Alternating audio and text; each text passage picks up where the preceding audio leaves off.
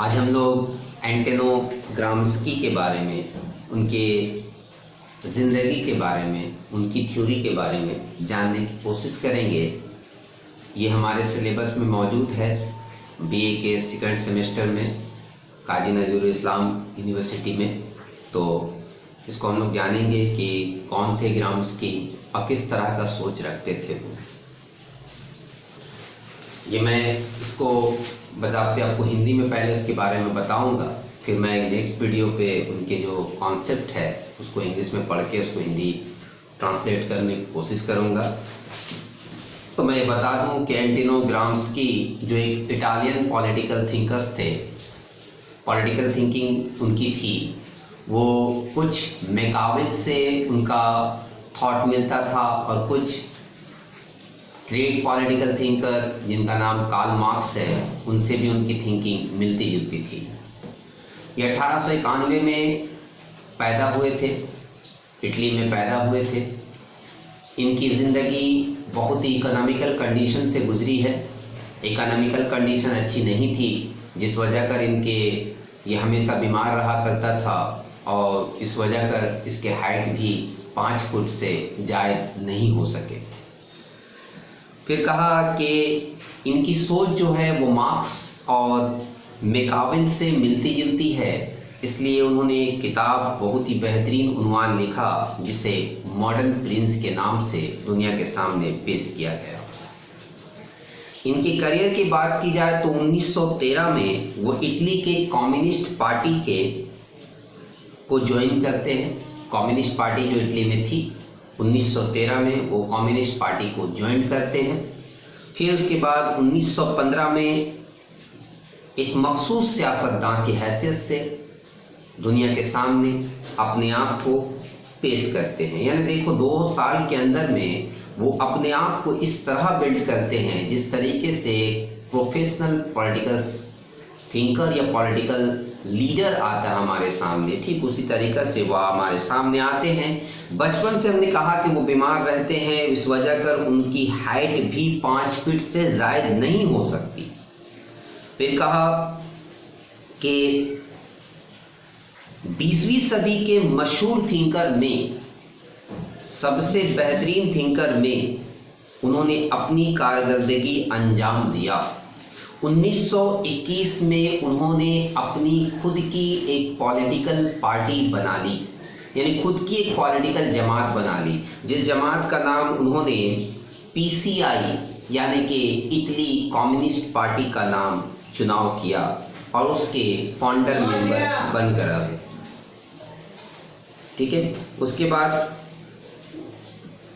वो एक फॉक्स मैंने कहने का मतलब कि वो फाउंडर मेंबर बने और फाउंडर मेंबर बनने के बाद उन्होंने सबसे पहले, अगर उनसे किसी को डर था तो मुसोलिनी को डर था। मुसोलिनी को इसलिए डर था कि उन्हें अपनी तानाशाही जो अपनी हुकूमत कायम रखी थी, हम लोग जानते हैं फाक्सिस्ट के मानी क्या होता है, तो फाक्सिस्ट पार्टी वहाँ पे वजूद पे थी। और फाक्सिस्ट पार्टी के बारे में हम लोग अच्छी तरीके से जानते हैं कि फाक्सिस्ट पार्टी उन्हें कहा जाता है जो अपनी पूरी बात मनवाने के लिए आवाम को मजबूर कर दे। मिसाल के तौर पर आप एक तरह से देख सकते हैं नॉर्थ कोरिया में, जहाँ पे इस तरह के हालात हैं कि अगर वहाँ की हेयर स्टाइल कटवाना है तो वहाँ के लीडर को मद्देनज़र रखना होगा। यानी वहाँ के लीडर शादी से लेकर मरना और जीना तक उसके ऊपर उनकी ताकत मुसल्लत है और उसके मुखालिफत करने की जिम्मेदारी किसी के पास नहीं और ना ही कोई उसकी हिमायत कर सकता है। उसके अलावा हम ये भी देख सकते हैं कि ये एक ऐसी जमात होती है, एक ऐसी ताकत होती है, ये ताकत आवाम के जरिए चुनी गई ताकत होती है। तो आप बोलेगा कि आवाम चुन भी रहे हैं, मतलब इसमें आवाम की रजामंदी शामिल होती है, उसके बाद कोई डिक्टेटर बनता है, तो ऐसे डिक्टेटर को फाक्सिस्ट कहा जाता है, टोटलिटेरियन भी कहा जा सकता है। आपके यहाँ पे हमने बताया कि फाक्सिस्ट जो पार्टी है, जिसके माने फाक्सिको से ये लफ्ज़ निकला है, इस लफ्ज़ के माने होता है लकड़ियों का गुच्छा। ये भी पार्टी हिटलर की तरह अपनी एक जमात रखते थे, हिटलर की तरह इनका भी सोच था।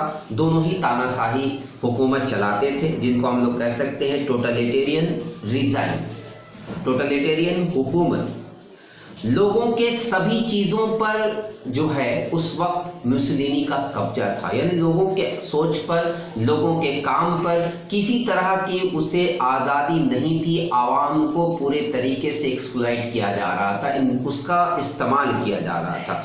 ऐसे दौर में जो है कौन थे हमारे, तो इटालियन पॉलिटिकल थिंकर जिनका नाम था ग्राम्स्की, एंटोनियो ग्राम्स्की। वो आपके मैकावेल से भी मुताशिर थे, उसके अलावा कार्ल मार्क्स से भी उनका जो सोच मिलता जुलता था। फिर कहा कि जैसे नॉर्थ कोरिया में हमने बताया किस तरह के बाल कटवाने का, वहाँ के लोगों का रहन सहन का तरीके पर पूरी तरीके से वहाँ के तानाशाह की हुकूमत चलती है, ठीक उसी तरीके से यहाँ भी इस तरह की हुकूमत चलती थी।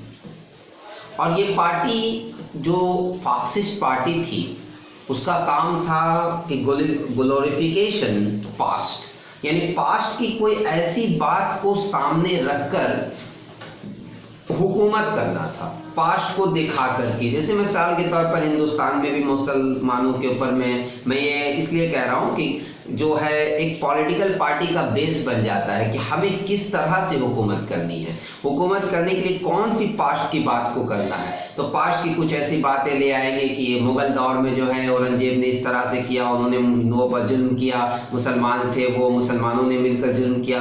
फिर कुछ लोग ये कह देंगे कि अंग्रेजों से भी बदतर थे मुसलमान। अभी मौजूदा दौर में कोविड-19 के दौर में हम देख सकते हैं कि हालात इस तरह से हैं कि एक बीमारी को भी किसी मजहब के साथ जोड़कर उस मजहब को ग्लोरिफिकेशन ऑफ पास्ट किया जा रहा है कि ये मजहब जो है इस तरह के काम को अंजाम दे रहे हैं। तो पॉलिटिकल पार्टी भी जो है फासिस्ट भी है, इसी तरीके के लोगों के जहन पर अमल कर रहे थे, ग्लोरिफिकेशन ऑफ पास्ट। पास्ट की कोई बात को लेकर लोगों के दिलों के अंदर, दिमाग के अंदर अपनी हुकूमत मुसल्लत करना चाहते थे। हिंदुस्तान में भी इस तरह की बहुत सारे पॉलिटिकल पार्टीज हैं जो इस तरह के काम को अंजाम देते हैं ताकि अपनी बात को लोगों से मनवाते हैं। मतलब कि कोई भी बात पॉलिटिकल तरीके से पास्ट को लेकर बोलना कि इस कौम से नुकसान है, इस कौम से फायदा हुआ, इन बातों से फायदा हुआ, ये तमाम चीजें हम देख सकते हैं हिंदुस्तान में रहकर। अब यहाँ पे दूसरी बात ये कह सकते हैं कि जब ये जो बातें करते हैं, इन बातों का ताल्लुक हकीकत से कुछ हो या ना हो, लेकिन इन बातों से नफरत फैलाकर, इन बातों से आवाम के अंदर